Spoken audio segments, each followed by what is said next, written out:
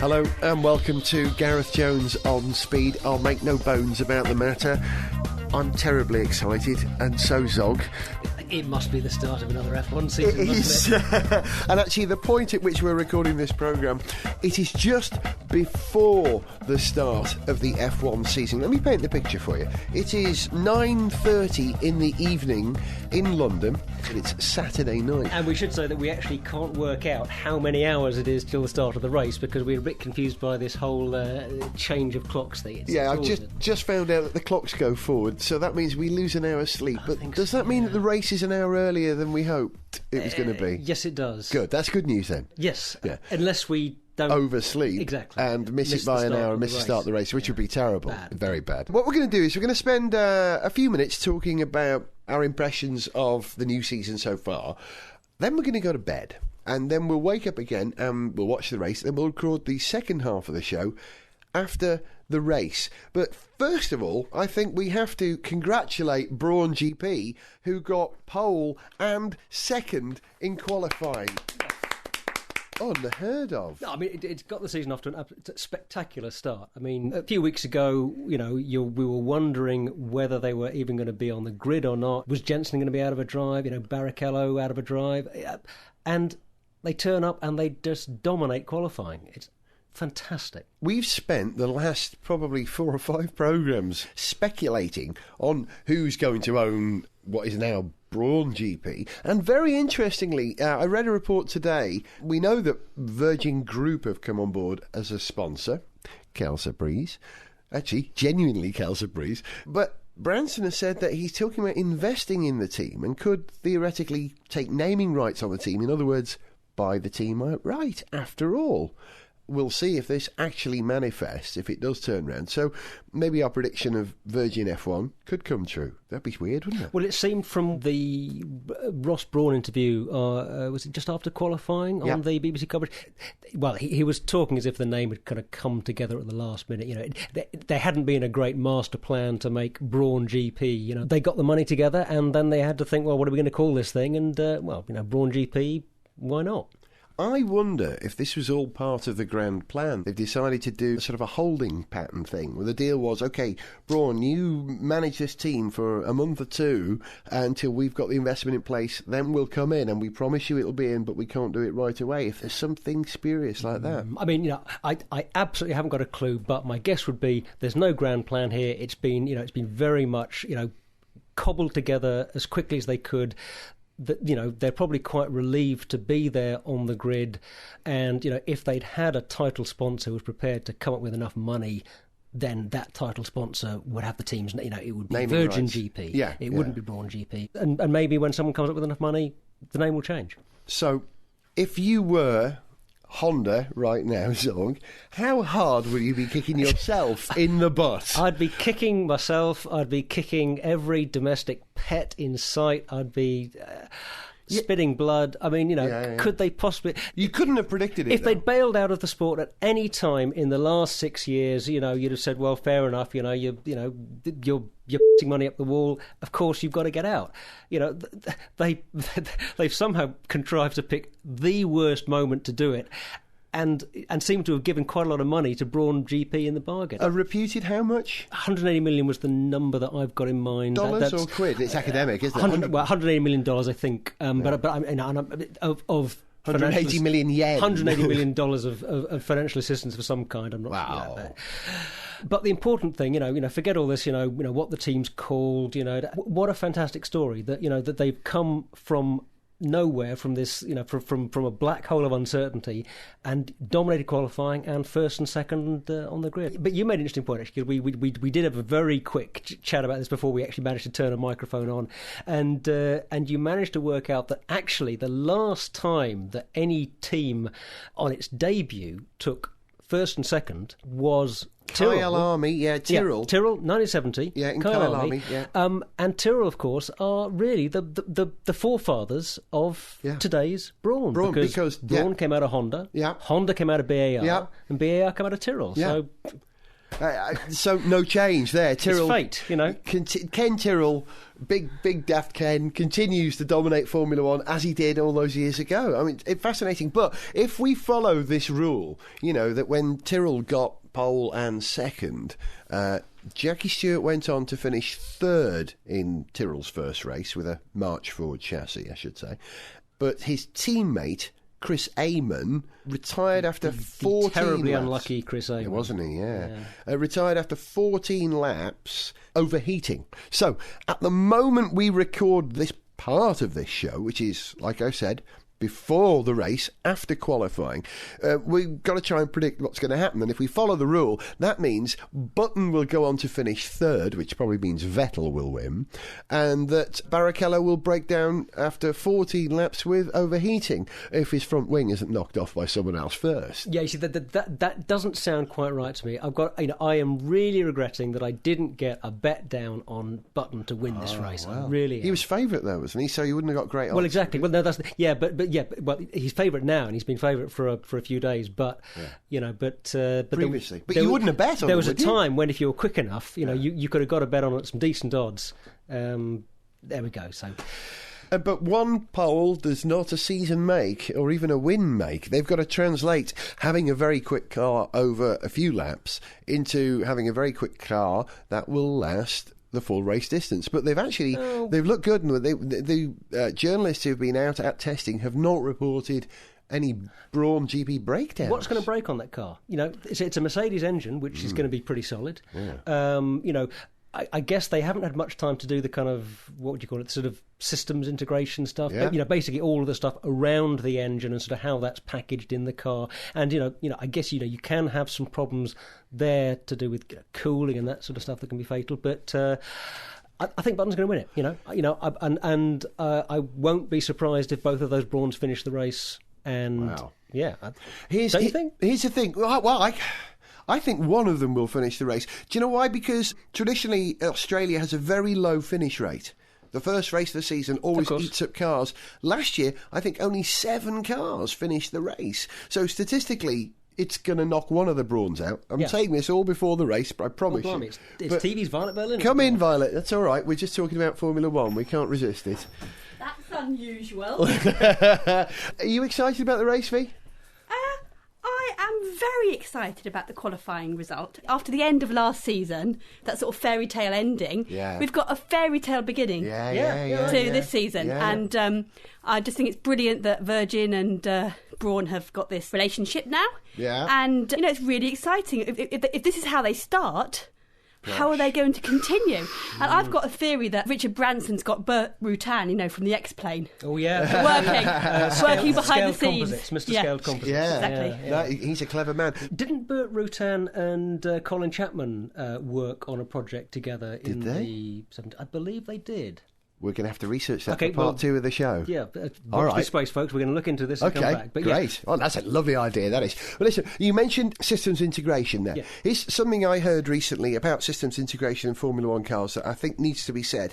Ross Brawn, when he was talking about finding an engine for the car, was mooted to, first of all, be using the Honda block. Then it was said they were going to use the Ferrari block, which would be a natural choice given his connections with Ferrari. Then finally, turns out that they've got a Mercedes engine. And he said a very interesting thing, that particularly at this season, at this point in Formula One, just shoving an engine in at the last moment is not as big a problem as it has been in the past, because of the standardisation of outputs and pretty much the torque band and everything and the ECU of the cars. He states that popping an engine in now is as easy it was as just buying a Ford DFV all those years ago and sticking that in the back of your March chassis and calling your car a Tyrrell, funnily enough, which is very interesting because I can see you going somewhere. Yeah, the complete flip side to that is what Giorgio Ascanelli said, who is the Toro Rosso what's his job title? He's not head of engineering, he's sporting director, I think. Genius of a man, used to be at McLaren, responsible for the Toro Rosso Renaissance, I think. He said, when describing the new Toro Rosso car, no, it's not a re-engined version of the RB4. No, it's totally different.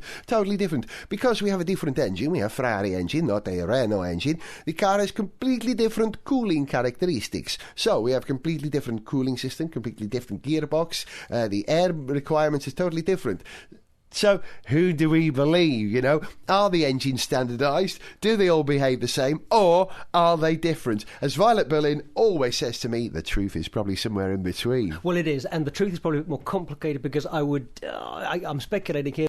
It may be easier to, integrate a random engine, if you like. The car is still going to be made different in various ways. It's going to mean some differences in perhaps where you're going to have some of the cooling elements, radiators. You're going to, but that's really fundamental stuff. That is really has a huge influence on the shape of the car. So I've kind of talked myself out of the point that I started making at the. This is live radio, ladies and gentlemen. We can cut that out. I don't think we will. And this is unedited. That what you're getting is what you get. We haven't got time to edit this show. We've got to get it up, The other thing about those Brawn cars, I thought they look fantastic. Minimalist. Well, look fantastic within certain parameters. Yeah. Those parameters being that basically all of those cars look like they're shot with some kind of wide-angle lens that's making the front of the car look bigger and the back of the car look smaller. As you will see on the website, I'm taking the mick out of the look of the new F1 cars 2009. You'll see I've got a picture of a snowplow. It's painted red. It's got a box kite on the back, and it's got Ferrari written all over it. Because that's what they look like. It's a snowplow with a box kite on the back. They do. I mean, I'm trying quite hard to like the look of the cars. It's just the rear wing that's getting me. I don't have a big problem with anything else. It's just the rear wing just looks out of proportion. Yep. Which in a way is silly because we've had narrow, tall rear wings in the sport before. Yeah. And, Jordan 90. When was Jordan's debut? 91. I think it was. The very first Jordan. The green one, looks, the 7-Up painted one, looks just like an F1 car from 2009. And there are those who regard Gary Anderson's design for that car as the most beautiful Formula One car ever. Controversial. Yeah.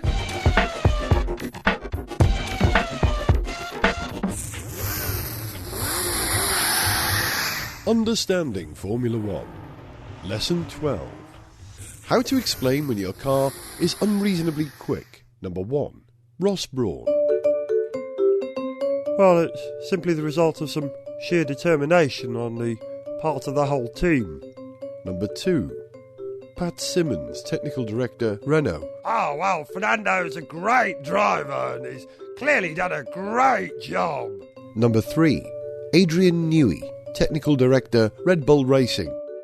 We are using technology we have stolen from aliens and robots of the future.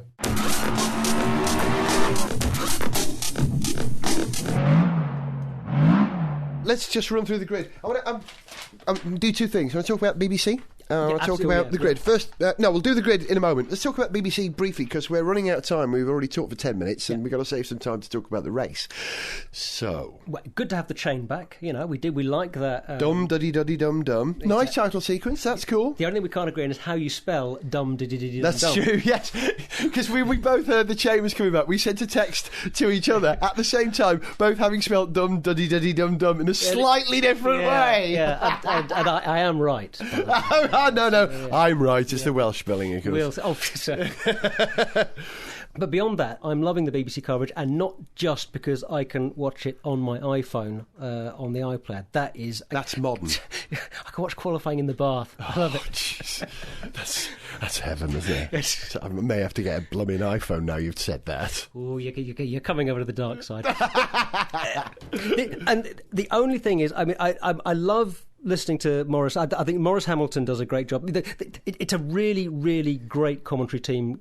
Real strength in depth. Anthony Davidson's great, isn't he? He's really stepped up to the mark, because previously, in a couple of occasions when he's done commentary before, I haven't been that impressed. But I thought this time around he was really, really good. He wasn't as slick as Brundle, shall we say, but he's not as experienced, wouldn't expect that. But no, he's really good. He was funny, he didn't fluff well his informed, words. Yeah. and he delivered exactly what you want. I don't know if you've managed to watch practice as Zog and I have, but on practice they don't have the television commentary. If you're watching it on the BBC Red Button, which you can only do here in Britain, you get the commentary from BBC Radio 5 Live. So you get Maurice Hamilton and Anthony Davidson for the first session. Sorry, for the first session it was... Who's the other guy? Oh, blimey. I've forgotten his name.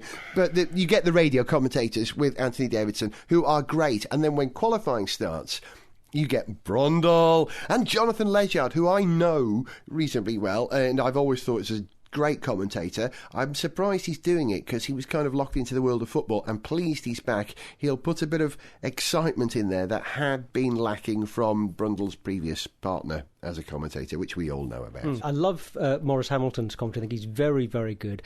The only thing is, I keep forgetting it's Maurice Hamilton. I keep thinking it's John Watson. It's a very similar sort of voice there, very sort of slightly like that. John Watson always, the whole thing finishes in the same tone, but Maurice Hamilton is slightly lighter there. Yeah. Listen, we've got to wrap it up because we've got to go to bed. Not together, by the way, but we'll just... No, well, not tonight anyway. No. And you stop laughing, Violet Berlin. You're the one who has to sleep with me. Yeah. Cool. So just look at the grid here. We failed to mention a couple of things very pertinent at this stage. First of all, the two cars at the back of the grid at 19 and 20 are the two Toyotas of Timo Glock and Jarno Trulli, who were excluded from qualifying because of extremely flexible rear wing. That was the case. Yeah, I mean, that's a bit of a cock-up on their part. Yeah. Big oops. They hadn't quite lived up to their potential in qualifying anyhow, because we expected them to be right up at the sharp end, and they didn't quite make it, really, did they? They're running KERS, aren't they? Lewis Hamilton, oh God, starting the race from 18th because he's had to change his gearbox, having only achieved 15th in a slow car. Where did Heikki finish in the end of things? 11th. Going to start 11th. Well, it's not great, is it? What happened there? I mean, there's another reason for Honda to kick themselves in the year that, Ferrari aren't on it. It suddenly opened up. Yeah, exactly. Yeah. In the year that McLaren are way off it. They decide to, we're not going to bother anymore. Yeah, Honda really got their act together. They designed a fantastic car last year, because they had good, smart people working on it, and those smart people came up with smart solutions. We see the result. So the rest of the grid going through it at a pace. Sebastian Bourdais, very miserable at 17th. Adrian Sutil at 16th, better than usual for Force India. Sebastian Buemi out qualifying his teammate on his debut. That's a big blow to the other Sebastian. And a fantastic Sebastian fact very quickly. Yes, they both have the same middle name as well, the same first name. I mean, just how... Okay, so to drive for this team, you have to be called Sebastian, you have to be called Sebastian Olivier, I think it is, and you have to speak French. I mean, okay, they're not going to get any more drivers to line up along those two, are they? If those are the qualifications that they start with, I'm going to become a driver manager. I'm going to get the Paris phone book and find out anyone called Sebastian Olivier and say, listen, have you driven a car? Because there might be an opening for Paris you at Toro taxi Rosso. Drivers. Look up, Paris taxi drivers. They'd be good, wouldn't they? They would. So, where were we? Kazuki Nakajima, 14th. Disappointing for him because he'd been very quick early on. Giancarlo Fisichella, hooray! 13th. Probably his best qualifying in the Force India. I could be wrong there. And qualifying ahead of, Sutil, qualifying ahead of Lewis Hamilton, all because of the gearbox thing, but same engine did it. Yeah, PK Nelsino at 12th, hooray. Heikki Kovalainen, 11th, should be in the top 5. Fernando Alonso, 10th, should be in the top 5. Nick Heidfeld, 9th, should be in about 12th or 14th. Mark Webber, 8th, another good turnout from Red Bull, well done. Kimi Raikkonen, 7th, should be second on the grid. Felipe Massa, 6th, probably should be on pole. I think he's the better of the two Ferrari drivers these days, even though I love Kimi. Nico Rosberg, 5th in the Williams. That must make you so happy as a Williams fan. No, I mean, I love Williams. I mean, I love McLaren as well, but I'm a big Williams fan. I think that they're such pure racers. They can be absolute in a way, in terms of dealing with drivers, and they can be incredibly ruthless, but they love their racing, and that's all they do. Yeah, that's what they're there for. That's beautiful. It's purist, isn't it? Like Brawn GP in a way. So, Kubica, 4th. Vettel, 3rd. I'm talking about grid positions here. Barrichello, 2nd, and Jenson Button on pole. I can't wait for the race. Zog, make a prediction. What's going to happen? Button's going to win. Is he? Is he really? Yeah, of course he is. Is he going to win it with a flourish, or is he going to struggle across the line because there'll be some cock-up in the pit lane? I think it may not be a trouble-free race, but I think he's going to lead for most, if not all, of the race. A fiver says Vettel will win. You're on. Shake on it. That's it. You've been listening to the first part of Gareth Jones on Speed. Get your glass, Zog. Get your glass. It's over there. You have to take his headphones off to reach it. We're having a glass of bubbly. Yeah, see, I was being professional there. I put my booze out of reach. Yeah. So there we go. Hey, cheers, to Zog. F1. To F1. We'll be back for our race report of the first race of F1 2009 after we've had some sleep and after you've listened to this.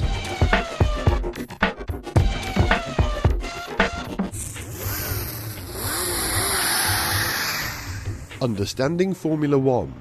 Lesson 13. How to explain when your car is rubbish. Number 1. Ron Dennis, McLaren. There is a performance shortfall that we are addressing with our resources. Our strength in depth means that this does not represent anything more than a temporary time frame eventuality. Number 2. Patrick Head of the Williams team. Oh, well, let's be honest here. If the car isn't quick enough, then someone needs to kick up the bloody arse. Number 3.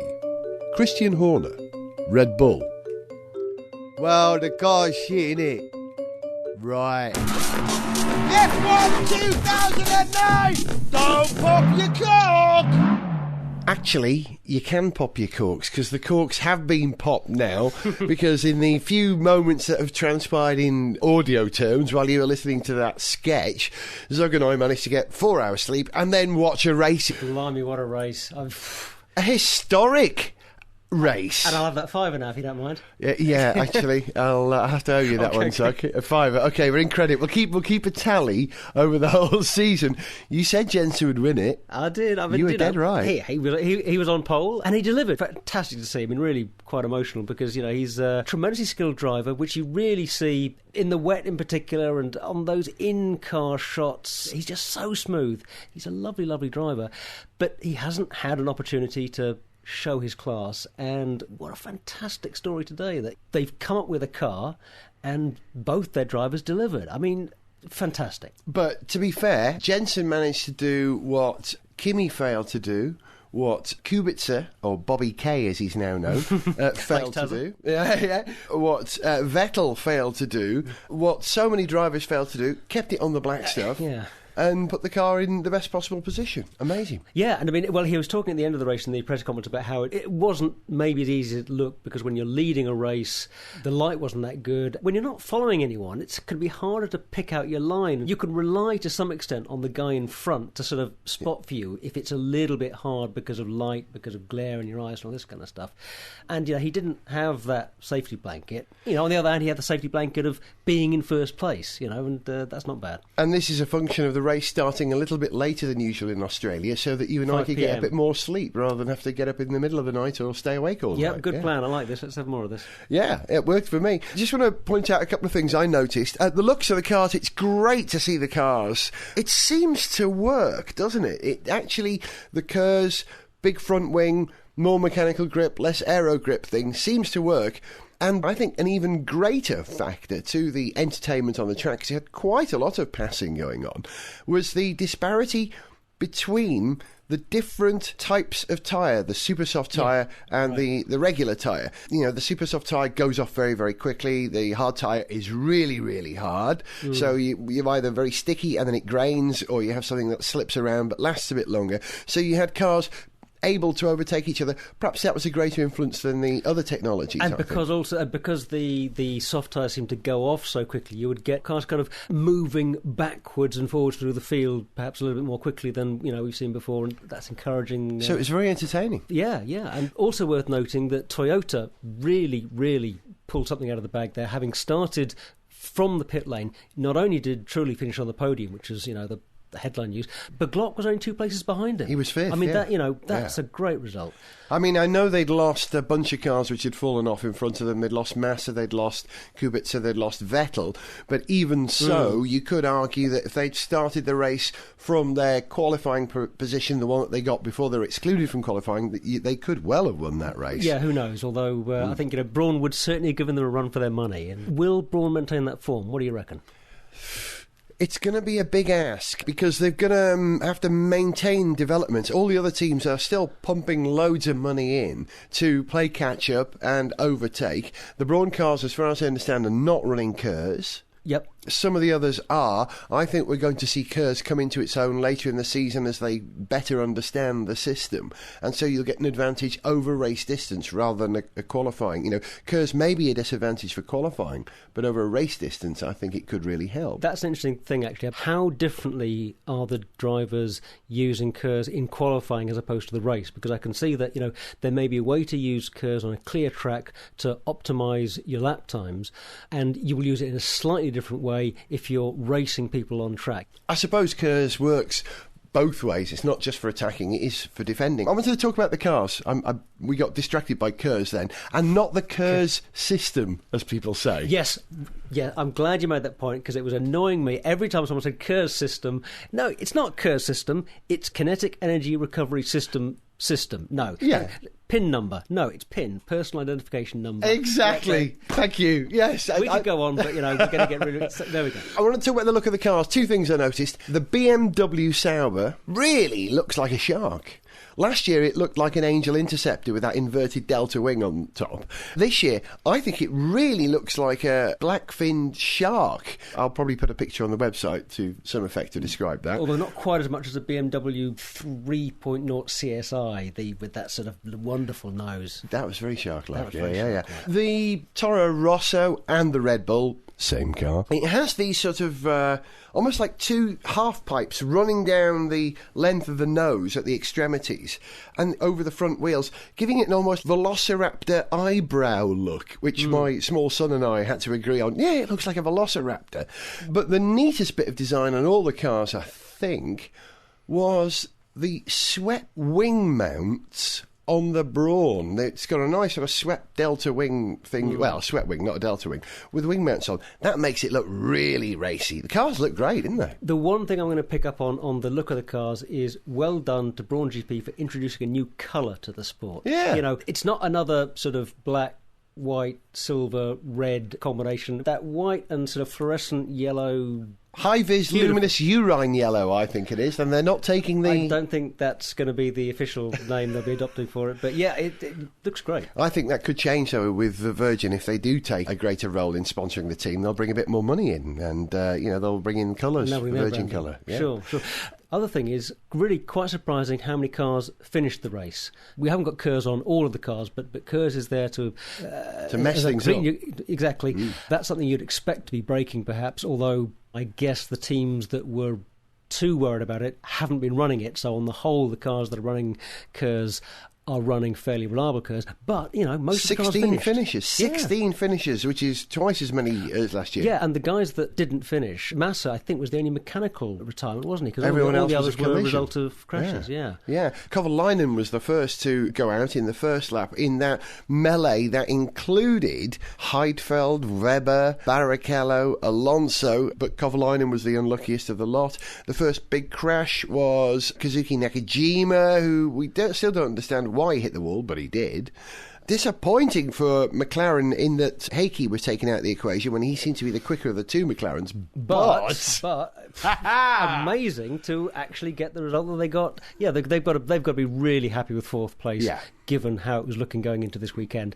And the team that have got to be really disappointed, I think, are Ferrari. Yeah, dismal weekend for them. What went wrong with Massa's car? Why did Kimi stuff it in the wall? Oh, shame. Yeah. My small son said, McLaren were lucky.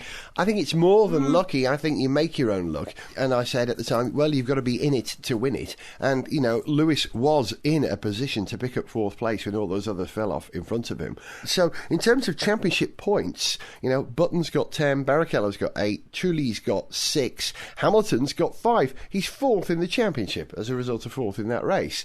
Whereas you look at the Ferraris, nowhere. And in the Constructors' Championship, Brawn with a mighty 18 points. What a start. Toyota second with 10 points. And all this is really helpful. McLaren Mercedes third with 5 points. Renault, Alonso managed to score 3 points for Renault, whereas Piquet spun out. Well, yeah, I mean, all credit to Alonso for giving Renault the result that they got there and scoring those 3 points. Hamilton drove a fantastic race to get that car to 4th. I mean, again, he was lucky to have Vettel and Kubica coming together ahead of him, and that made it easier. But even so, he did a great job hacking through the field. Beautiful. And how sweet was that smile on Jensen's face on the podium. It's lovely to see happy people on the podium, wasn't it? It is. He was really enjoying that moment, wasn't he? Yeah, but will we see it again? I mean, I suspect that that Brawn car is going to look quick, certainly until we get back to Europe, until teams like McLaren can do a bit more work on catching up, on probably copying some of what Brawn and Toyota and Williams are doing with their diffuser. But hey, Nico had a good race. Talking about it very, very briefly, he was at a very busy race. Where did Nico finish? In the end, he was... Well, he really fell off towards the end, though. Looking good, but those last few laps, he really dropped back. And, yeah, that's a shame.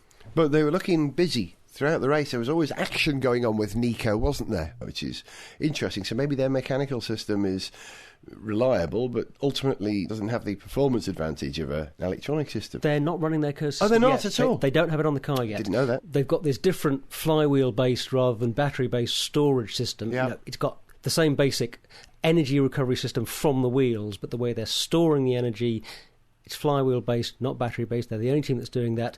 They reckon it's going to give them an advantage, but they haven't got it to a point where they're ready to run it on the car yet, and it'll be interesting to see what happens when they do have it on the car. But, how much longer are we going to have this KERS stuff for anyway? There seems to be, everyone seems to be thinking... they're gnawing about it. I think it's a good idea. If it's not the optimum technology at the moment, if it doesn't give you the benefits of the weight, how long before all the geniuses in F1 manage to reverse that? And so you have a KERS, which... I nearly said KERS system, correct myself. You have a KERS which does offer a benefit, and then that is useful to road cars, which is what F1 really used to be all about. And talking about the history of F1, or Grand Prix racing maybe I should say, there's some dispute as to the achievements of the Brawn team. Now, this is the first team to win on its debut since Wolf.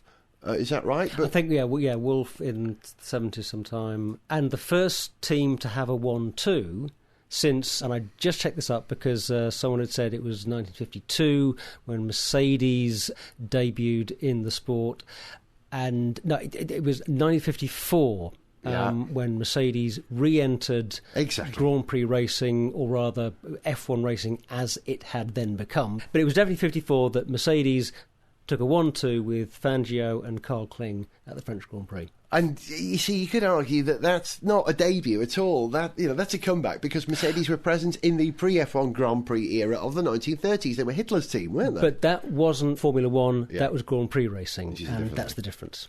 But whatever, we applaud the astounding achievements. Fantastic. And it just sets us up for a tremendous season. I can't wait for the rest of it. Finally, on a very brief note, I thought the BBC did a superb job, really. It was very, very entertaining, even if they did say KERS system. Great work by the BBC, except, and it's still bugging me, those really, really horrible trails that they had on both TV and radio.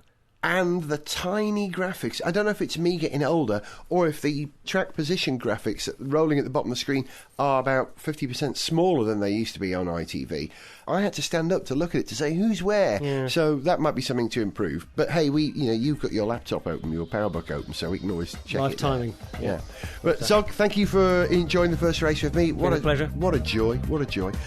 We'll be back with another Gareth Jones on Speed in about 12 days' time, in which time there will have been another race at Malaysia. Here's one, Zog, quickly. Will Brawn win again? I think they've got to be favourites, haven't they? No, I think they are. Yeah. I think you're probably right, although I wouldn't discount Toyota, seriously.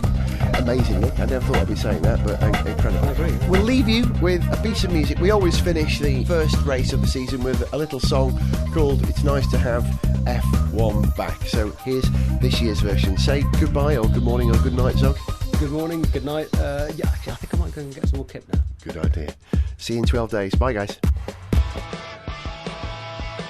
Oh, F1's back on the BBC. That suits Zog and it's fine by me. Despite budget cuts, the sport's no worse. But I miss the advert so I can take a burst. Massa's car died, he was out of the race. McLaren looked crap and Toyota looked ace. Rubens hit everyone cause if he was a jerk. Looks like Renault got their KERS to work. Lewis was unlucky but it worked out well, and Webber suffered a home race from hell. Truly looked good and showed lots of pep, but it was Button who stood on the topmost step. Brawn's brain put Jensen at number 1. I wonder if he could be this year's champion. Dad, Trulli's been given a penalty. Hamilton's third. Brilliant! Oh, Zog's gone home. I'm going to get that into the podcast.